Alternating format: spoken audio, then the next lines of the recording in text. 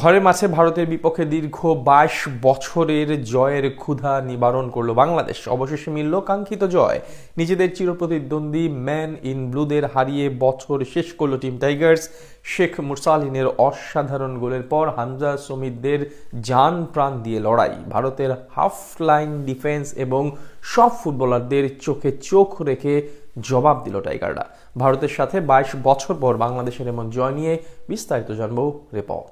দক্ষিণ এশিয়ার El Clasico Bangladesh বনাম ভারতের লড়াই মানেই তো আলাদা রকম উত্তাপ, যেটা নজরে পড়েছেন আজ ন্যাশনাল স্টেডিয়ামে। গ্যালারি ভর্তি দর্শকের মাঝে এদিন শুরু থেকেই দুই দলের মাঝে ছিল গোল করার ক্ষুধা। প্রথম 10 মিনিটে দুই দল অবশ্য বলার মতো কোনো চান্স ক্রিয়েট করতে পারেনি, তবে 11 মিনিটে আসে সাফল্য।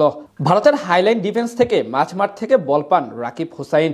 বল নিয়ে বাম প্রান্ত দিয়ে ছুটে যান তিনি। প্রতিপক্ষের দুই ডিফেন্ডারকে গতিতে পরাস্ত করেন এই উইঙ্গার। এরপর মাঝ বরাবর গিয়ে ডি বক্সের ভিতরে শেখ মুরসালিনের উদ্দেশ্যে বল বাড়িয়ে দেন রাকিব। সেখান থেকে ডি বক্সের ভিতরে বল পেয়ে ভারতের গোলকিপারকে বোকা বানিয়ে বল জালে জড়ান মুরসালিন। অর্থাৎ এগিয়ে যায় বাংলাদেশ। উল্লাসে মেতে ওঠে পুরো গ্যালারি। গোল করে আরো বেশি ঘুচালু হয়ে ওঠে বাংলাদেশ। বিপরীতে ভারতও চায় তা পরিশোধ করতে। 20তম মিনিটে তাদের এক ফুটবলারের নেওয়া শট চলে যায় গোলপোস্টের অনেক উপর দিয়ে। মাঝে দুইবার অ্যাটাক করার সুযোগ সৃষ্টি করেন রাকিব, কিন্তু তার দুর্বল ক্রস তেমন ভাবে কাজে দেয়নি। মাঝে ইনজুরির কারণে মাঠ ছাড়েন তারিক কাজী।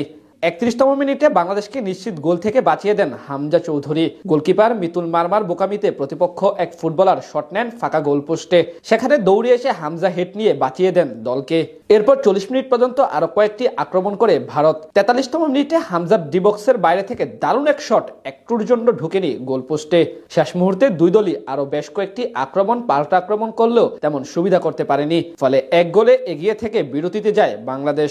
দ্বিতীয়ার্ধের শুরুতে কর্নার পায় বাংলাদেশ। সেখান থেকে অবশ্য প্রতিপক্ষের রক্ষণে তেমন চির ধরাতে পারেনি কেউ। খানিক পরে পাল্টা আক্রমণে যায় ভারত। সেখানে পরপর দুটি সুযোগ তৈরি করলেও কাজে লাগাতে পারেনি তারা। 58তম মিনিটে ডান প্রান্ত দিয়ে ভারতের অ্যাটাক রুখে দেন তপু বর্মন। এরপর বাকি সময়টা আক্রমণ রুখতেই ব্যস্ত ছিল বাংলাদেশ। গোল পরিশোধ করতে রীতিমতো মরিয়া হয়ে পড়ে ভারত ফুটবল দল। মাঝে টানা দুইবার স্বাগতিকদের গোলপোস্টে অ্যাটাক করে তারা, কিন্তু মিতুল মারমার দৃঢ়তায় বেঁচে যায় সেখান থেকে। আরো কয়েকবার দলকে রক্ষা করেন হামজা তপুরা।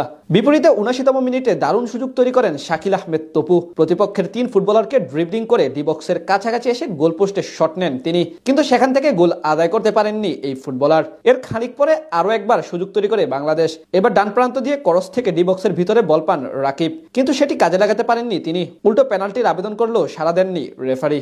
এরপর আরো কয়েকটি সুযোগ আসে দুই দলের কাছে। 6 মিনিটের অতিরিক্ত সময়ে 92 মিনিটে ভারতের করা ডি বক্সের ভিতরের আক্রমণ রুখে দেন মিতুল মারমা।